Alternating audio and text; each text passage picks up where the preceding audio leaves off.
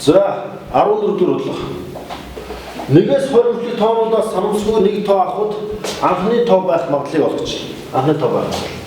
За нэгээс 20 хүртэлх тоон гэхэр чинь энэ 20 шиг тоо байгаа. За энэ хэд байх вэ гэдэг нь одоо за энэ бичиж байна. Нэгээс 20 хүртэлх тоон доторх анхны тоонуудыг бичиж 2 3 5 7 11 13 14 15 6 7 8 8.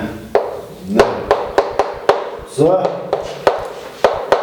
үзэгдэл буюу нэгээс 20 доторх тоонуудаас нэг тоо авах үзэгдлийн магадлал гэдэг бол за нийт 20 тоо байгаа n-ний тийм ээ нийт n-ний буюу сонгодлын магадлалаар бодлын тоог ашиглана. За n гэдэг нь нийт 20 боломж байгаа 20 тооны айлныг гарч ирнэ. Тэр дотроос яг анхны тоон бол эдгээр тоон байна. Анхны тоонууд бол мэдээж зөвхөн нэг болон өөртөө хуваагддаг 2 хүн хуваагч бүхий тоонууд байна шүү дээ. За энэ анхны тооны тоо бол 8 байгаа. Тэгэхээр 20-ны 8 буюу 4-т хураах юм бол 5-ны 2 гэж гарах юм байна.